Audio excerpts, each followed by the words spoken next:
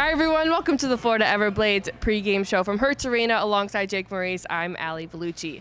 Today we're talking the matchup between the first and third place team in the South Division, how Florida can shut down Jacksonville's special teams, and some new faces that the Everblades have on the blue line. Jake, a tough weekend on the road for the Blades. How did you see those two games shake out for Florida?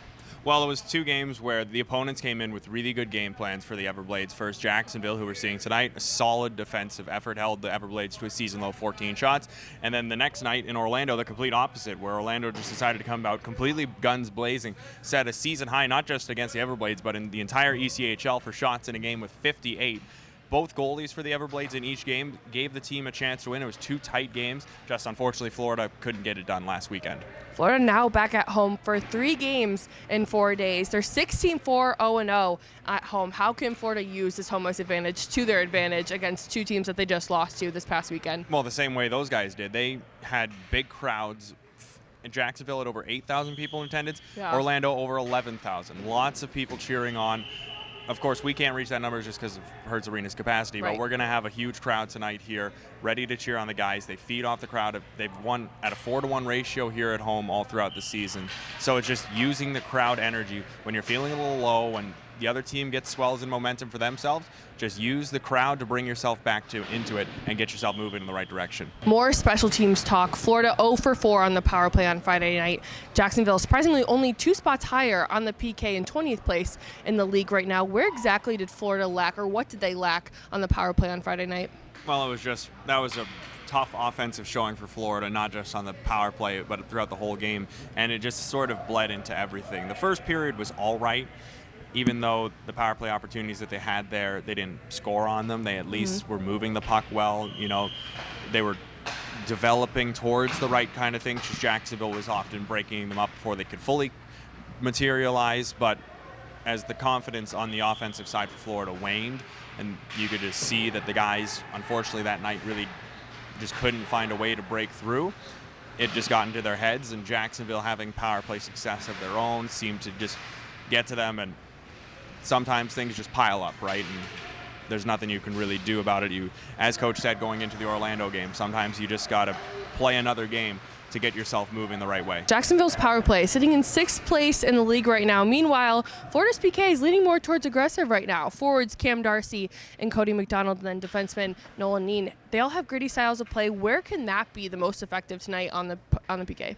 Well, you can get pressure on Jacksonville early, prevent them from establishing right off the opening face-off, and if you can't make that work, then you can just force them away to the boards and keep them passing on the outside, because both Cam Johnson and Evan Fitzpatrick, when they see shots from well out, they're going to stop them pretty much every time.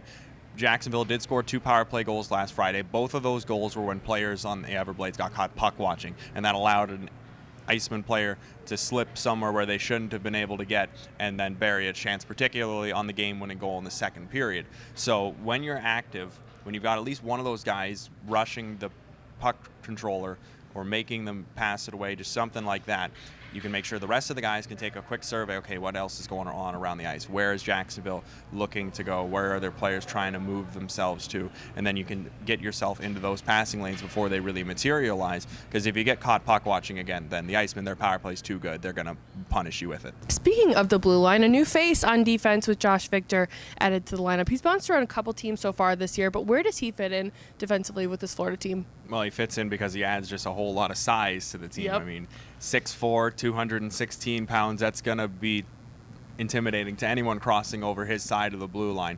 And especially with the big guys that the Everblades are missing up front. They're missing Ben Masella and Stefan LeBlanc, who aren't that big, but they do add Right. a good element of size. Plus missing Lucas Calba. This Everblades team, they need pretty much just healthy, reliable blue liners that have experience at this level, and that's what Victor has. He's one of a number of players that's trying to break in as a permanent ECHLer, so him getting some time with the Everblades, he gets to prove to either Florida or other teams that he belongs in this league, and the Everblades, they get a guy that he's not going to put up many points, if really any, from the blue line, but he's going to be a steady presence in his own zone, and that's what the Everblades just need him to do. Just provide safe, conservative hockey and we're getting everything we want out of you. If we're talking size, we also have to talk about another roster move. Sarah Noel was sent down from Charlotte to us by the Florida Panthers earlier this week. He's bringing a lot of skill along with all that size. How can Florida and Sarah both benefit from this move? Well, this is the first hockey that Sarah Noel is playing all season. He's been injured up to this point, so this gives him a chance to really get his legs back under him. Those first 2 games, he looked like a guy who, while he hadn't played in quite a while, you could see that not nerves, perhaps more so just basic things that he was looking like. He got a lot better with them as the games went along, but the first couple times looked like, he was just getting himself reset. But you could see the skill, you could see the smarts, and you could certainly see the size at work. He made some excellent plays along the boards to help set up teammates. Almost drove through a couple of defenders against Jacksonville and barged right into the net for a good goal. Almost made it work, just couldn't finish it off. But for the most part, I was pretty impressed with what I saw from Sarah Noel, especially considering that he hasn't played hockey in almost 10 months. Absolutely. So I'm expecting that here at home in front of friendly fans as opposed to in a hostile building, and with just a little bit more practice time with the team, we're going to see a really good showing tonight out of Noel. I spoke with Josh Victor this morning about his new team. Take a look what he had to say. Well, the transition's been pretty easy. Like I said before, we got a really good group, a couple veterans, a lot of veterans that kind of know how to play, especially in the middle of the season right now.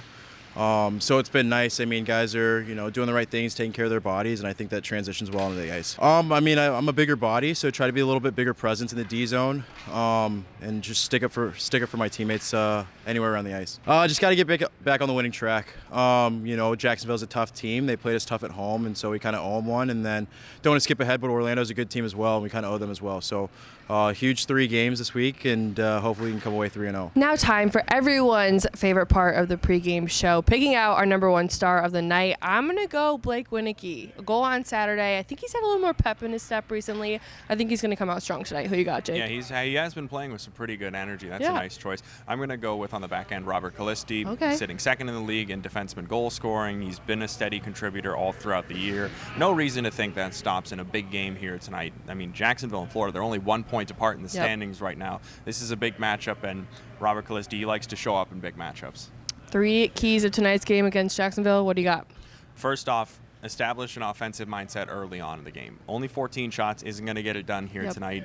In front of your home crowd, you can feed off that. You want to get your offense moving early so that you can set that standard to continue throughout the rest of the game. Secondly, keep yourself out of the penalty box as much as possible. Jacksonville, they're a deadly power play team. The best way to make sure you don't give up a power play goal is to just not give up a power play at all. So play physical. Jacksonville's a physical team. It's going to get a little bit nasty here tonight, but don't go over the line and put your team in a tough spot. And third, help out your netminders at both ends of the ice. Give them lots of offense so that they don't have to carry the load and basically will you to a win, but also in front of your own net, clear stuff away. Jacksonville, they've got some big guys who like to park out front and can bury some greasy goals, so help clear those away. Make sure your netminders can see shots from the blue line. It's going to be a good goaltending matchup with our old friend Parker Gahagan and his guys making a visit here, so you've got to be ready to help out your netminders to make sure that it's Cam Johnson, the master, can defeat Gahagan, the student.